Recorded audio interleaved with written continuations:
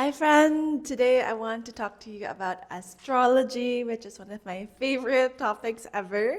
It also happens to be my husband's least favorite topic. He's so sick of me talking about astrology, and sometimes at night he's like, "Babe, could you please shut up about this? I need to sleep." But maybe I'll find the right audience here for all my astrology musings and observations. So let's get into it. The ultimate starting point, if you're new to astrology, is the signs. I believe that the signs are like archetypes that manifest through us. And we, as humans, have all the signs in us. It's just that some are going to be more blatantly expressed than others, or more consciously expressed than others. Anyway, anyway, we can get more detailed next time, but let's just go through the signs first. So first we have Aries, which is like the beginning of spring, the rising of new life, the first shoot that sprouts out of the icy ground. So that's Aries for you. Very bold, very strong, self-oriented, self-aware. Aries is so self-aware that sometimes it has no awareness of anything else. It is the affirmation, the container of selfhood. I love Aries signs. I feel like Aries is so ready to protect, to defend, and to fight for what it truly believes in. I guess the shadow side of Aries is when the Aries person has not yet learned to truly reflect on whether or not their values are correct or worth fighting for. But a developed Aries is going to show up for you. It's going to give you the energy to initiate, to begin, to not overthink, to be bold, to be strong, to fight, to sprout out of that frozen icy ground. That's Aries. And from that energy of beginning, starting, cardinal fire, we move into Taurus, which is fixed earth. And Taurus is literally the bull lying down in the meadow on a perfect day. And the sun is shining, the sky is blue, the birds are chirping, butterflies of many colors are flittering. The grass is so sweet and so soft, and you are literally that bull lying down, enjoying that meadow, enjoying this day, feeling the heat of the sun. That's Taurus. It is Venus ruled. It is Earth Venus, so it is so sensual, so sensuous. Sorry, not sensual, but maybe also it's sensual. It's so sensuous, and it loves comfort. It is the sign of embodiment. So imagine Aries is the spark of life, that first sign of spring. It's pushing against ice. It has to fight. It has to individuate. It has to be so self-focused on its existence. And then we have Taurus, which starts to settle in, starts to ground. It is spirit taking form. It is comfort, ease, enjoyment, pleasure in the body, enjoying being embodied. I think that's the experience of Taurus. And I love Taurus. But I think like the shadow side of Taurus is being too comfortable, too selfish, too fixed, too set in my Taurian ways, being unable to rise from the grass and take action. So sometimes Taurus can be lazy. It does have that reputation, and I do see it. But Taurus is also the sign of value. It is the sign of knowing worth. So I think sometimes Taurus gets a rap for being lazy, but Taurus just knows what it's really here for. And it ain't getting up for something that is not worth it. Okay, maybe I have a strong bias to Taurus because I'm a Taurus. And then we have Gemini. So Gemini is the first thought. So just imagine like Aries is the first existence.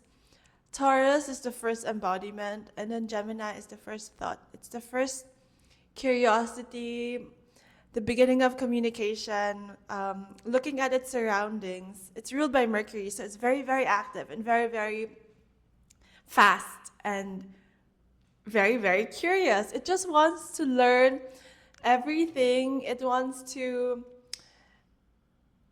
investigate, explore what is nearby. It is like, oh, I'm here, I'm embodied, and these are my surroundings. These are my neighbors. This is the tree that has grown from an acorn. This is the grass. It is so like hyper, I would say. And it's just like so excited. And it's like thinking and thinking and thinking because it's the first thought. So I guess it's like when you're growing up and you learn how to think, or you start to become aware of your thinking, and you are so curious. It is like that kid asking why. That is Gemini. And Gemini gets a rap for being two-faced, but I don't really think so. I don't think Geminis are two-faced. I feel like Geminis are more just so curious that they are able to see so many sides of the story. A bit like Libra, but we'll get into Libra later. And then from Gemini, the first thought, we have Cancer, the first remembrance, the first feeling, the first memory. Cancer is just such a comfortable, homey, mothering sign. Mother is the ultimate archetype of Cancer, and that's what Cancer is about. It's about nurturance, home, ancestry, and just thinking about Cancer fills me with so much nostalgia, so much respect for my ancestors. Cancer is portrayed as a crab having a hard shell, but beneath that shell, you have something that is so soft and so vulnerable. That's why I feel like Cancers are always portrayed as like crybabies, emotional wrecks. But when I see Cancers in real life in the wild, they are so emotionally developed and so emotionally developed to the point that they are kind of master manipulators, and they take notes, and they are so mindful of who they share their internal world with. If they don't think you're worthy, that's it, you're out. You won't get to even touch them or be near them. That's Cancer. And they are so protective of the ones who they do allow into their world. Like once you're in, you're in. And so we move on from nostalgic, emotional, warmth, hearthy, homey Cancer into Leo. And Leo is ruled by the sun. Leo is that bright yellow sunshine that Taurus loves to bask in. Leo is the star of the show, but it is also the light that makes others stars. So I feel like developed, mature Leo is so very, very generous. That is the real nature of Leo. Leo is just always saying like, oh, they didn't do that because they are mean or they have bad intentions. Nah, Leo can't even think of that. Leo is just like, maybe they were having a bad day and let's move on from that. And Leo is all about supporting the ones they love, championing in such a regal Leo way. It's not fighting like our Aries.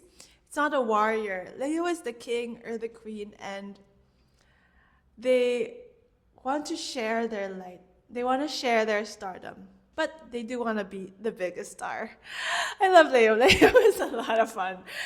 The shadow Leo, though, I feel, observing them, they can get really, really boring when they are too focused on themselves, when they have not yet learned that to be the star, to be the main attraction, is to be able to read the room and be able to be one with the room, to engage with the room. So Shadow Leo is just someone who's actually really boring, and they're talking about stuff and everyone else has like zoned out and just staying out of politeness, but they are not having fun. So That's shadow Leo. But I've seen well-developed Leos, especially Leo risings. They are so good at reading the room and making sure everyone has a good time. Being so generous. Like if they invite you to a party and you don't know anyone else, they will literally stay with you the whole night and entertain you and introduce you to everyone. That's beautiful Leo energy. I love Leo. I love all signs actually. Okay, so moving on from Leo, we go into Virgo, which is the sign of perfection. It is often misconstrued in popular culture as a highly obsessive, pitiful actually sign, overly thinking, overly trapped in the mind, overly seeking, obsessively seeking perfection. And that is true. That is the shadow side of Virgo. But I feel like the well developed Virgo, she is literally perfection and devotion at the same time. Because Virgo is the archetype of like the virgin temple maidens. And I can really see that in Virgos.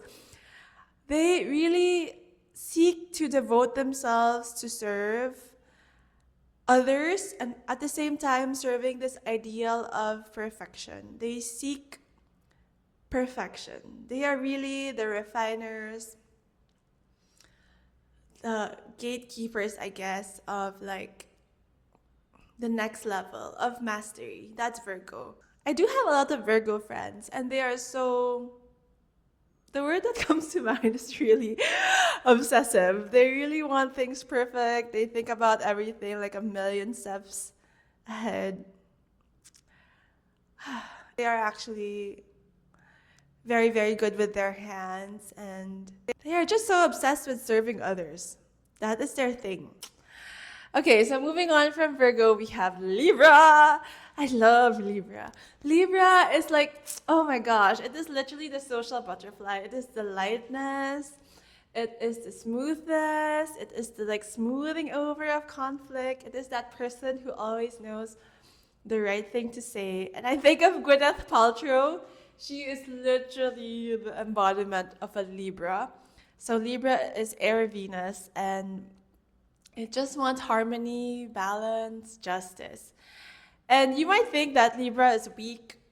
I mean, culture might present Libra as weak, always seeking balance and diplomacy. But I have a Libra friend who is so strong, but not in an earthy, like, heavy earth way. He is so strong in such an air way, which is in Libra, air is still detached, but it is so, I don't know, it just has like a flair. It seeks justice and vengeance is part of justice. But the way Libra doles out vengeance is just so Venusian. It is just so beautiful. Like you don't even know that you got slapped in the face for that mean comment you made. Libra is gonna make sure that you get what you deserve, that justice is served, but it's gonna serve it in the most diplomatic yet just way. Oh my gosh, I have no words for Libra. I love Libra. And it's interesting because I've observed that Libras actually like stuff. People think that Taurus loves stuff, being Earth Venus. That's true. Taurus does love stuff, but Libra tends to really accumulate based on what I've seen. Like, it just really loves a lot of stuff. And it loves wearing them, it loves designer stuff. I feel like Taurus loves quality stuff, but Libra loves designer stuff. That's my observation. And then we move into Scorpio. Scorpio is such a wild ride for me. I have a strong Scorpio placement. Scorpio gets such a bad rap for being too intense, manipulative, dark, negative. What else? Like just too much. That's the rap that Scorpio gives. But nah, I feel like Scorpio is just so deep, so it's like Cancer. It's so present. It's so emotionally there for you, but in a different way from Cancer. Like Scorpio is gonna look at your shadow, your trauma, your dark stuff with you. That is how Scorpio shows love. Not in a mothering Cancer way, not in a we're all in this together way that Cancer does. Like, you're my family, I'm here for you forever. Scorpio is more like, I have this darkness too, and I love investigating darkness. So let's look at your darkness together. That's what Scorpio does, I think. And it's like an understanding of, if I look at your darkness, I am also looking at my own darkness. I feel like Scorpio understands no separation so easily, because Scorpio is represented eventually by the phoenix. Like, the highest evolved form of Scorpio is the phoenix. And to get to the point of being the phoenix, I think you understand that life and death, it's the same thing. So Scorpio understands that so much, like the two sides of the same coin. That's why it's easy for Scorpio to understand non-separation. Like, Scorpio is always seeking the truth, and Scorpio understands that the truth is, this is just a dream, and we are all one. And that's why Scorpio likes to look and dive in with you. Okay, so moving from Scorpio, we have Sagittarius, which is such a nice, fun change from Scorpio. Not that Scorpio is not fun, but Sagittarius is so freaking fun. It's like the literal hot mess after this containment of diving deep, deep, deep down and like looking at death in the face. That is Scorpio. We go into this explosive firework, this insane bacchanalian party of Sagittarius, this like impulsivity, this, it's just so wild. Sagittarius is so uncontainable, it's so expansive, it's ruled by Jupiter, and it's so freaking curious, like Gemini, but it is curious not in the details. It's more like a really macro perspective. It's curious about spirituality. It's curious about how the world works as a whole. Like, there's something very holistic about Sagittarius. It is the bow of the archer sent to the heavens. Like, how dreamy and Sagittarian is that? This idea, this picture of the archer, and his bow is like this dream, his focus, his intelligence is going up into the sky with all the stars. That is Sagittarius. And if you think about Christmas, all these festivities, wait, that is actually in Capricorn season. Interesting.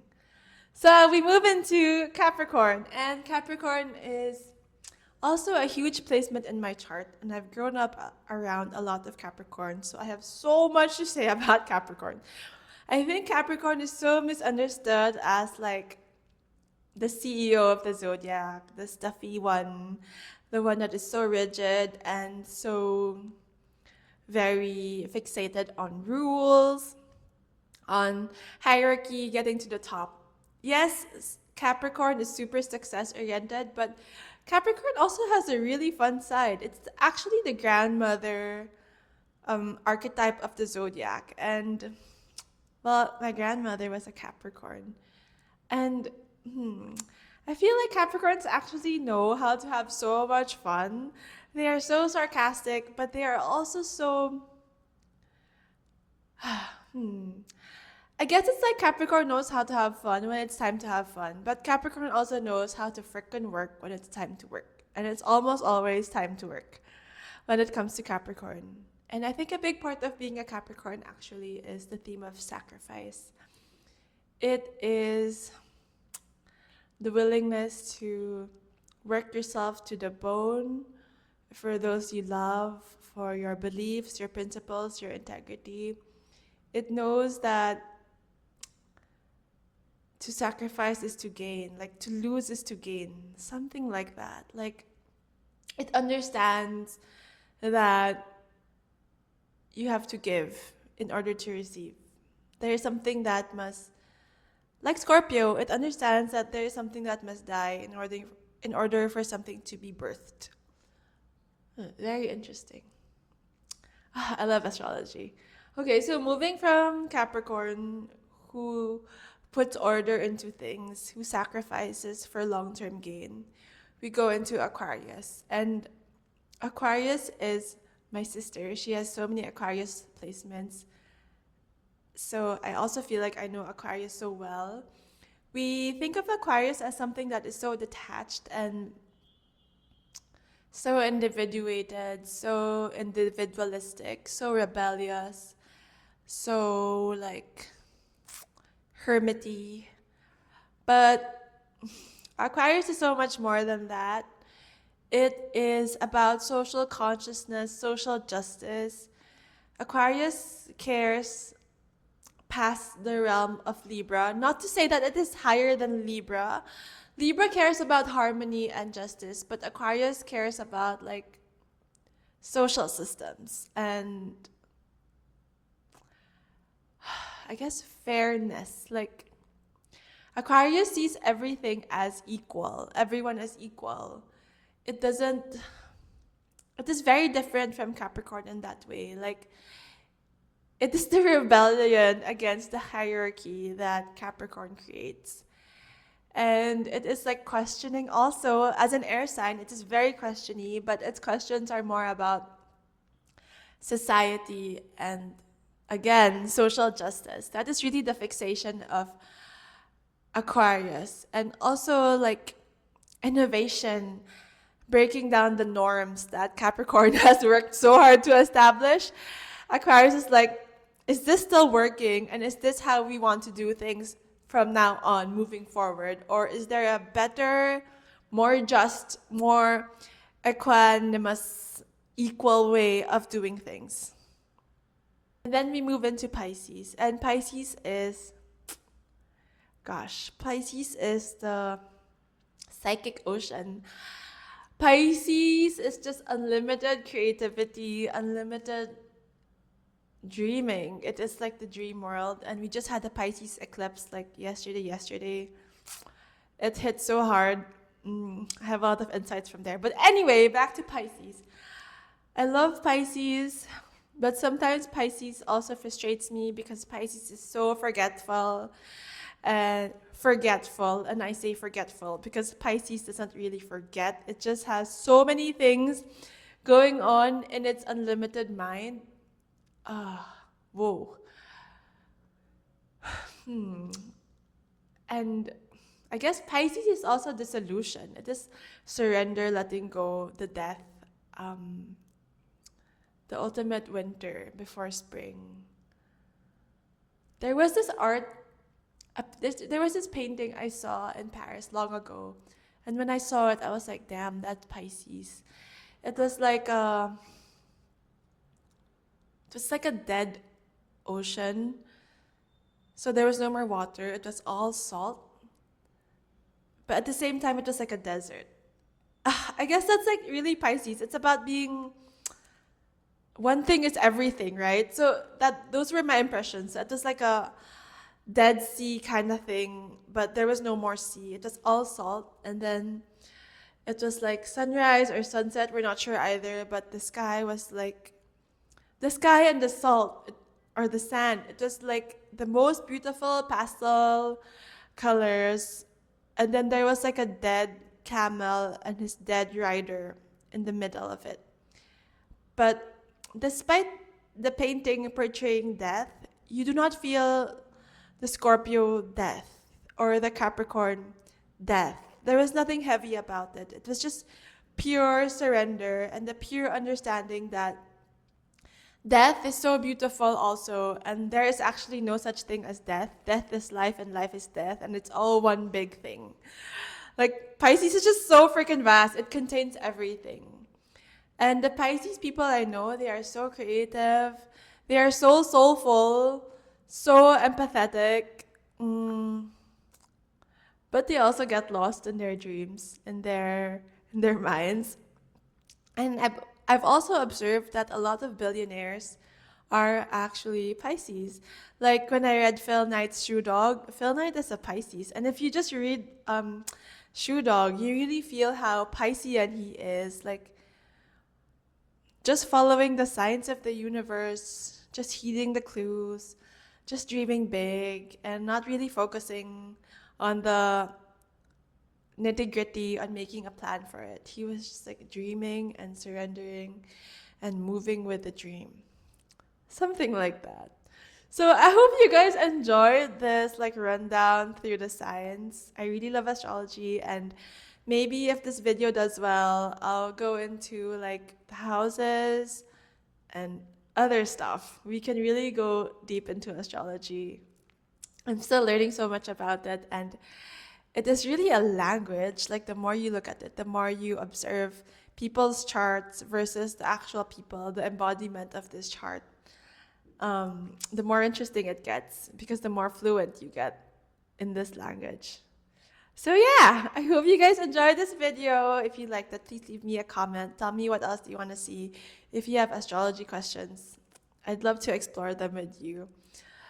If you liked the video, it would really help me a lot. And if you subscribe, even more so. Have a great week ahead, friends.